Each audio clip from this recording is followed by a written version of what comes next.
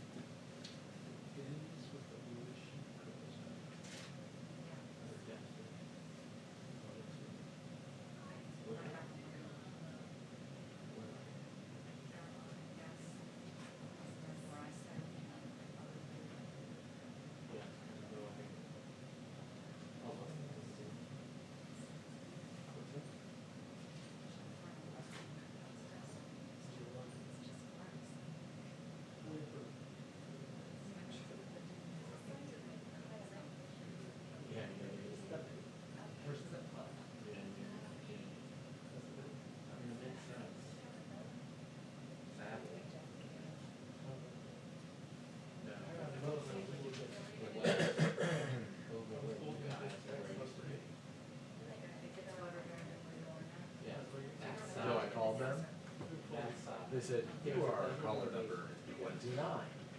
29? I was like, 29? Jeez. Microsoft. It's insane. Whatever side. We'll be on hold. Wait time will be post-election. Yeah. It really collects by, like, how much you got. Yeah. The other side. Did you already order the other ones? No. The ones, The rubberized ones, yeah. But I did the ones you showed me, I thought were those, but those were the metal ones. Yeah, they're the metal ones. Whatever. What is it, steel iron or something? Yeah, whatever. The reason I wanted the other ones is because I could use them in my house. But I'll just put it in the garage or something.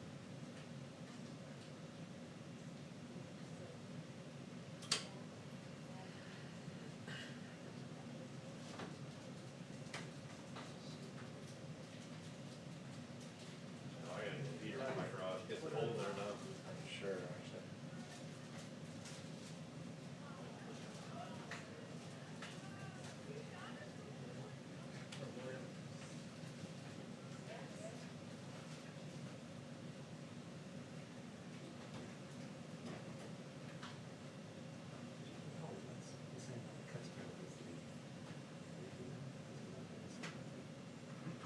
Hey, Rodney. You're seeing cut scammer? Yeah, We'll give it a call. Yeah, hold on. what's wrong? Wes is saying that there's an issue. What's the issue? I don't know. He just asked if Jim could restart it. Hey, Wes.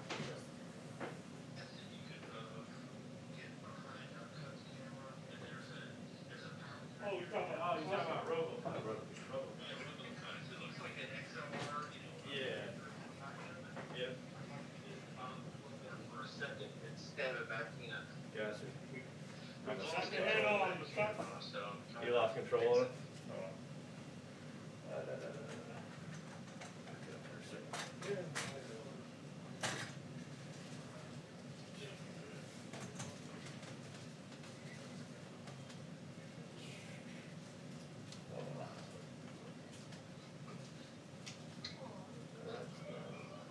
what? Should be rebooting.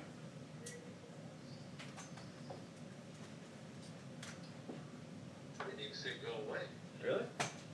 Uh-uh. This one says NBC News on it. Maybe just power cycle somebody else. No, this is ours. Oh, okay. We're doing it. Yeah, I see it. I see it moving. Alright, here's the DCN. I unplugged the DCN. There, now she went away. Come back. Stand by.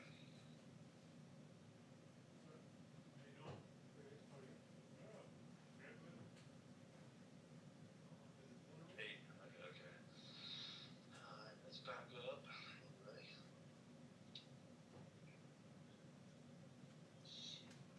Still don't have control over it. Really? He has no control over it? No. Alright. How much time before the briefing, I guess that's gonna happen? I think we still got a minute. There's like nobody's out here yet. You want me to leave it out for a few seconds? Like 20 seconds? Yeah, pull it down out again. Let me see it go away. Yeah, let's count to 10. After the briefing, if you have time, I'm gonna see a picture of a DS4 that's in the back of the console, and then I'll ask you to reboot that DS4. But you know, you can do that after the briefing if you have time. Okay. Alright, I'm coming back now. Alright.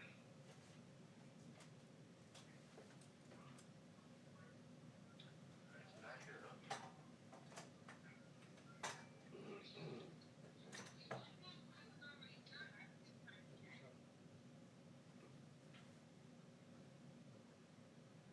Still no?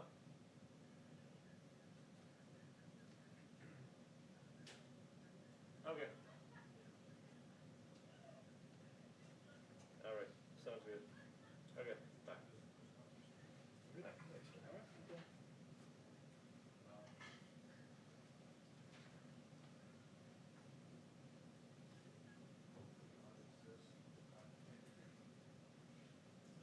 Sounds like it's a daily thing, because we don't have anything to do. That is gonna, reboot the DS4, you know what call that is? No. He said he'll call it. Did he stop? No. Or he hasn't come yet? No, he left. Yeah, that's, Peter, no.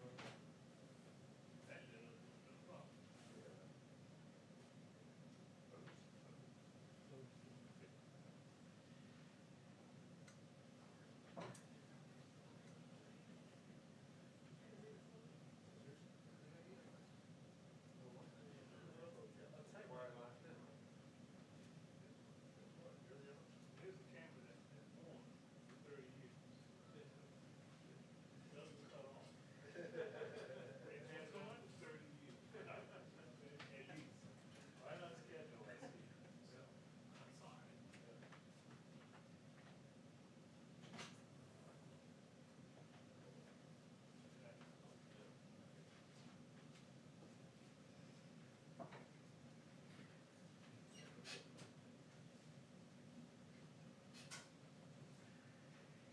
Is Meadows out there now? You could get a function of him. I'm guessing they waited for that to end. Yeah.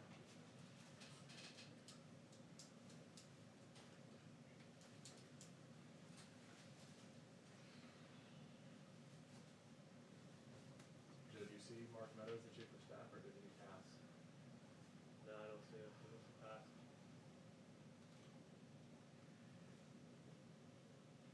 So, who's that camera team at? Somebody on camera.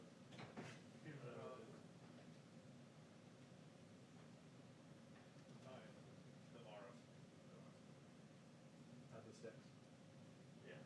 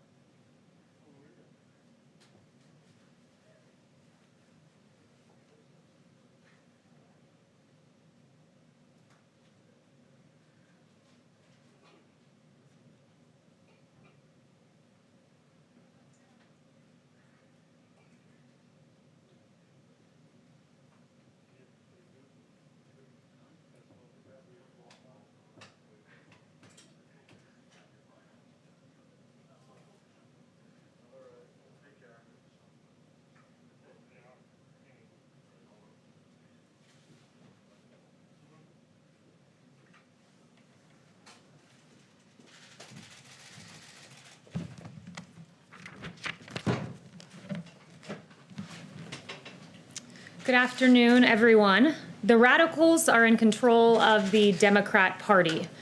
Make no mistake, Democrat radicals want to shatter norms and disregard precedent for the sake of the very norms and precedent they claim must be safeguarded. They've proposed court packing, an egregious idea. They've entertained impeachment as punishment for the president exercising his lawful Article 2, Section 2 authority to nominate a justice to the Supreme Court. They've advocated for the abolition of the Electoral College. These are all the tactics that they are using to sow chaos and discord. Likewise, they're endorsing a mass mail-out ballot system that will likely lead to the kind of week-long delay New York witnessed in its recent primary. Far-left radicals resort to tactics like this to push their extreme agenda because they cannot win on the merits. They cannot succeed based on the will of the American people. This administration will continue to call out these tactics while Democrats should end their petty politics and get to work. And with that, I'll take questions. John. Yeah, Kelly, I wonder if you can just clean up or clarify something the president said yesterday. If he loses this election, can you assure us that there will be a peaceful transfer of power? You are referring to the question asked by the Playboy reporter, right?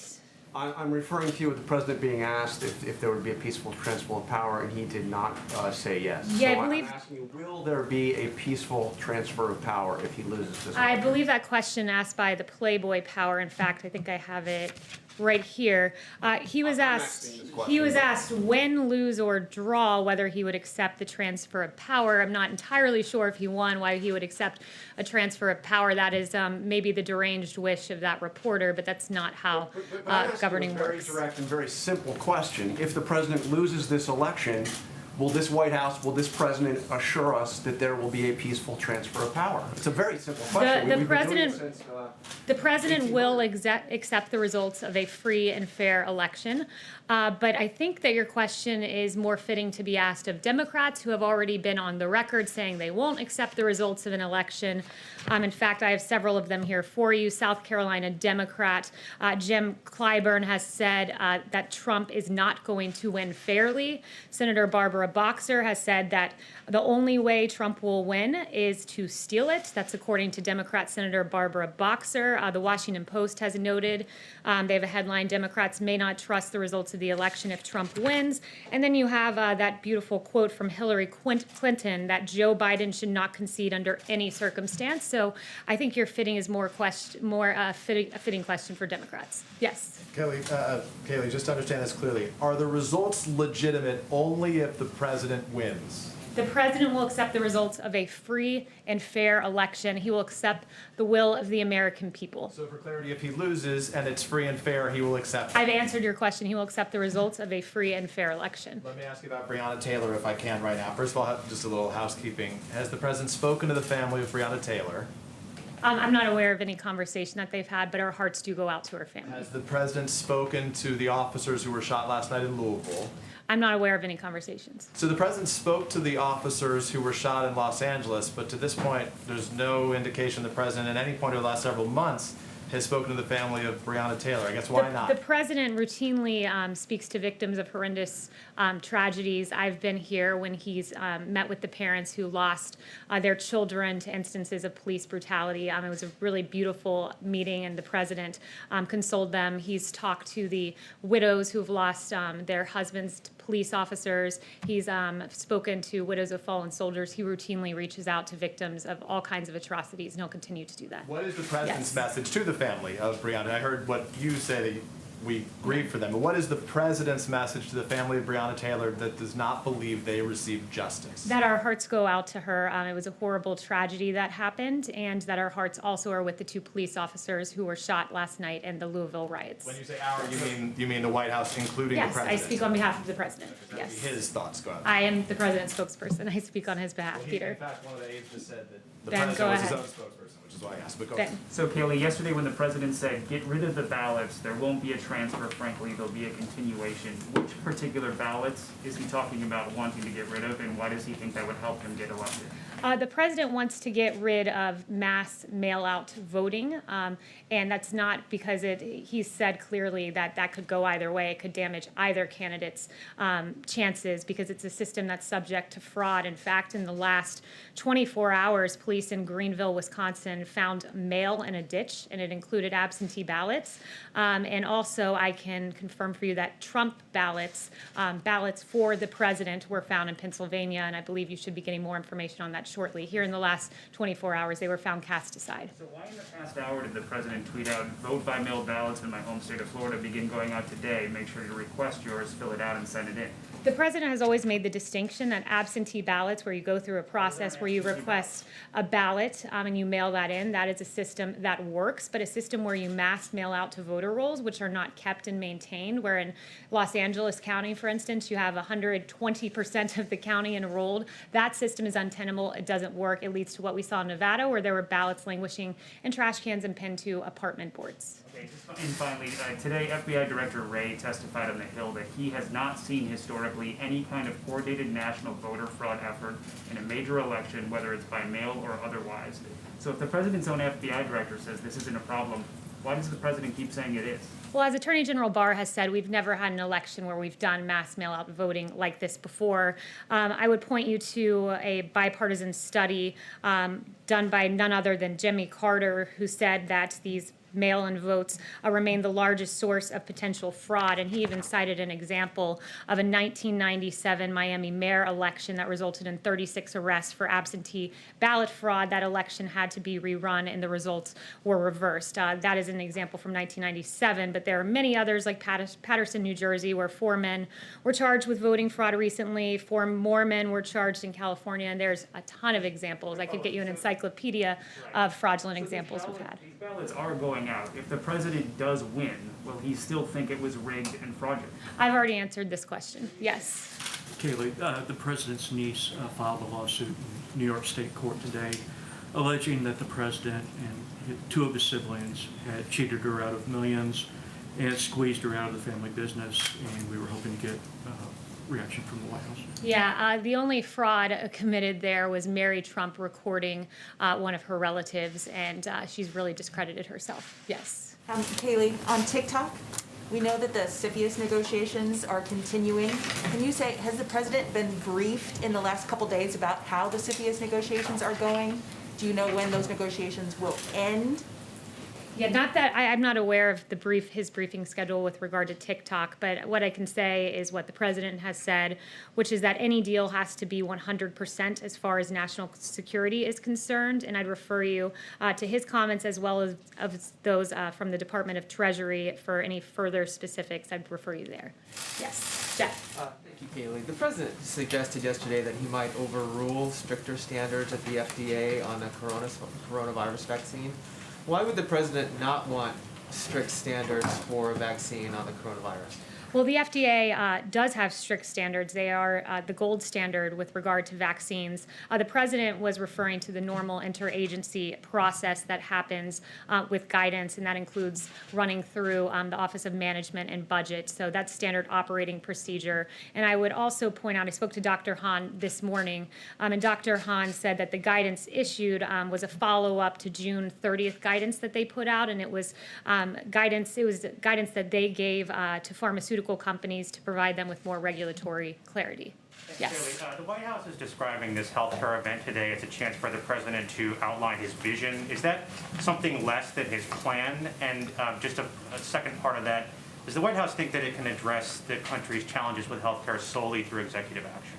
So the president will be laying out his healthcare vision today. I don't want to get ahead of exactly what that will look like. There will be some tangible actions taken, as well as the president really laying out, something that I think has been overlooked, the real contrast between what Obamacare gave us between 2013 and 2017 and what the president has delivered. And I think we have a graphic to that effect. I'm not sure if they were able to put it together in time. But with Obamacare, it is a fact that from 2013 to 2017, premiums in this country went up. In fact, they went up by 105% on the individual market. And you contrast that with President Trump, what he's managed to do by rolling back a lot of Obamacare, and we've seen premiums on the individual market go down. Same for Medicare Part D and Medicare Advantage, the polar opposite of what happened with Obamacare, where those premiums went up. So premiums have come down under this president. Drug prices have come down under President Obama. Drug prices were up 15%. Under President Trump, they came down for the first time in 50 years. And then finally, under Obamacare, you had choice that went down. 1/3 of counties had only one insurer in the individual market. And with President Trump, there are new affordable options like AHPs, STLDIs, and HRAs, healthcare reimbursement arrangements, as well as employer-sponsored insurance that has gone up. We've seen an increase of 1.5 million in 2019. So these principles have undergirded the Trump presidency, and he will use many of the same principles going forward, and you'll get his comprehensive healthcare vision that will include some action items here in short order. Is this the extent of the plan, or is there more after this? This is going to be his full vision that he has been talking about over the last few weeks, and it'll be in Charlotte, North Carolina today. Yes. Thanks so much, Kayleigh. I wanted to ask about the Supreme Court considerations.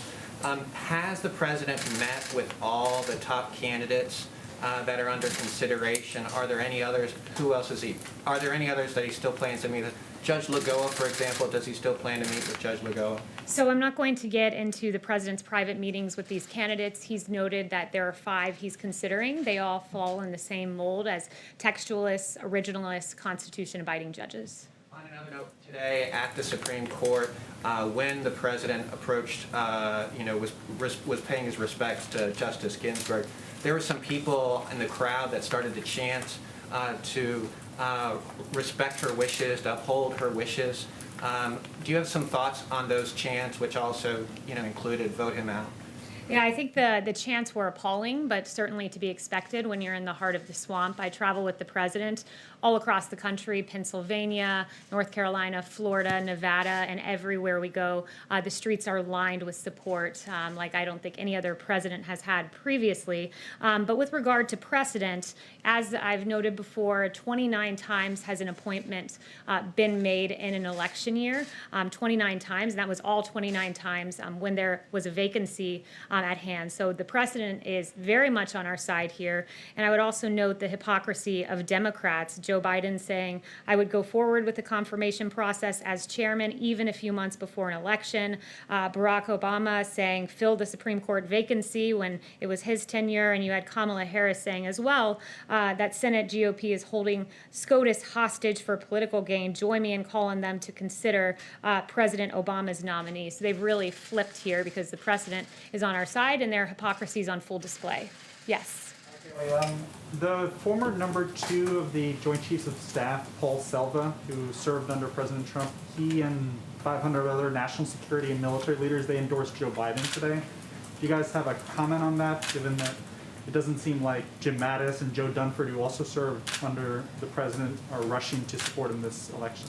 Yeah, I think the president's record speaks for itself. Our military men and women, our veterans, love this president for a very distinct reason. Under Obama, Biden, sequestration really gutted our military. You had the Navy at its smallest point ever, and the other military branches were absolutely gutted. Then you had President Trump, who came in and secured a record amount of funding for our military and our Department of Defense and built up our military. When it comes to veterans, the appalling way that our veterans were treated at the VA. Under Obama, Biden, there was an IG report that as many as 300,000 veterans, think about that, 300,000 veterans could have died waiting for care. This president came in, put in the VA Missions Act, secured real choice and options for our veterans, and that's the reason that the military and our veterans love this president. But why is Selva endorsing Joe Biden? I can't speak to one person's reasoning, but this president, when you look at what he's done, bringing our troops home and all he's done in aggregate, the rank and file in this military love this president. Yes. Thanks, Kayleigh. 2 quick follow-ups on what's been discussed earlier. Does the president still have confidence in the FDA commissioner based on his comments yesterday? There are no changes. Dr. Hahn is FDA commissioner, so yes. And then to follow up, you said that you thought the chants outside the Supreme Court this morning were appalling. is there any issue with people peaceably demonstrating and chanting at the president? No, of course, everyone has a First Amendment in this country, but I thought it was an appalling and disrespectful thing to do as the president honored Justice Ginsburg. Yes. What was the emergency call the president left yesterday's briefing to take? I'm not going to get into a readout of the president's calls, but he regularly takes very important phone calls. Yes. Thank you, Kayleigh. What is the likelihood that Sudan will be the next country to recognize Israel? And are there any new developments that you're expecting after the Emirates and Bahrain recognized Israel? So the president has noted that there are several other countries that want to make agreements of this sort. I won't confirm exactly which country will be next, but rest assured the world has looked at what this president did. Historic agreements between the UAE and Israel and Bahrain, and you see deals like you haven't seen in a quarter of a century. It was 26 years between the second and the third deal, in just 29 days between the third and the fourth. This president's the only president to have overseen the normalization of relations between Israel and two Middle East countries. To have two on his watch is a really big deal, and no wonder 2 Nobel Peace Prize nominations as well. Yes, Lily. Yeah, thank you. What's the status of coronavirus vaccination this year? Do you expect this to be available before Christmas? We do expect to have a vaccine by the end of the year. That has always been the goal, and we are still on track for that. It's very important that what the president has done with regard to commercial level manufacturing. As Dr. Salawi told me, the fact that you have scaled up to manufacture these vaccines in advance is something that this president has done, because he's a businessman and thinks through exactly how to get a safe and effective vaccine delivered at record speed, and part of that has entailed manufacturing in advance. And to do this, it normally takes years to scale up to commercial level production, but this president has done it in just a few short months. And if we have this vaccine by the end of the year, it will be the fastest pace for a vaccine for a novel pathogen in history. Yes. Thank you, Kayleigh. I wanted to go back to mail-in voting for just a bit. Right now, 5 states conduct elections entirely by mail-in prior to the pandemic with no cases or no major cases of fraud. Does that success not give the president confidence in mail-in voting? So those states have had time and a history of doing having a workable system, and one that has been done for many years, for many election cycles, to move the entire country to mass mail-in voting all at once and have an entirely new system, and do that in just a few short months is an untenable and an unworkable proposition, and one that has shown to not work well at all, especially when you look at the disenfranchisement, which I think is really troubling when it comes to mass mail-in voting. In 2016, you had 1% of ballots thrown out, absentee ballots, that amounted to 319,000 votes thrown out. And if you have the entirety of the country voting by mail, you can imagine that number would be many folds higher than that. And you look just in the primary, where you've seen states try to move to this mass mail-in system. There were 100,000 ballots rejected in California, in New York City. 1 in 5 mail-in ballots were rejected. And as a former DOJ voting rights official said, it's nuts. That is just way too high when 1 in 5 voters, because of mass mail-in voting, have their ballots thrown out. You said it's the whole Yes. country, obviously it's only Chanel. states though, right? Thank you, Kayleigh. Yesterday, the Senate released an 87-page report on Hunter Biden and Joe Biden's dealings across the board with Ukraine and with Russia. Specifically, it showed Hunter Biden supporting Russian prostitution, human trafficking, and receiving $3.5 million from Moscow. The question to you is, does the White House have any intention of helping the DOJ should an investigation be opened up on the Bidens? And number 2, do you have a response to Rudy Giuliani yesterday telling us that this should immediately disqualify Joe Biden from his candidacy? Yeah, that was a very troubling report. You know, I'll leave it to the DOJ as to how they move forward. But I mean, I think this New York Post cover says it all. You know, I heard so much about Russia collusion, but it appears the only collusion going on was between Hunter Biden, as he accepted $3.5 million from the wife of the Moscow mayor. Very troubling indeed. And in addition to that, Ukraine money as well. And it's good that the Senate looked into that. But finally, I would like to note the situation in Louisville, Kentucky last night. There were reports of vandalism. There were nearly 100 arrests, and the Trump administration urges calm and reminds those who wish to have their voices heard to do so peacefully. You have a right to peaceful protest as outlined in the First Amendment. And the Attorney General Daniel Cameron said, if we simply act on emotion or outrage, there is no justice. Mob justice is not justice. Justice sought by violence is not justice. It just becomes revenge. And you contrast his message with that of CNN's Breonna Keeler, who said, I question the judgment of the Kentucky Attorney General saying that mob justice is not justice. We know that this is very loaded language. That's an appalling statement from Breonna Keeler at CNN. And what is outrageous about this take is that mob justice is not justice. Hours later, after this comment was made on CNN, 2 police officers were shot. This is not justice. This has nothing to do with politics. It has everything to do with the value of human life and the safety and security of our American cities. And across the country, we've seen our police officers come under fire in the line of duty. In Los Angeles, there was an ambush attempt on 2 police officers. In Phoenix, a U.S. Marshal was ambushed and shot outside a federal courthouse. In Linwood, California, a suspect approached a patrol car and fired a handgun into the passenger side window. And in Suffolk, Virginia, a suspect opened fire on a marked police car, hitting the vehicle 3 times. Our police officers deserve our respect, and the violence that is being committed towards them, and this was just in the last week and a half, is outrageous. And the words of CNN and of Breonna Keeler are outrageous, irresponsible, and we should never hear statements like that, followed by hours later, 2 police officers being shot. Kayleigh, what does the president believe the protest?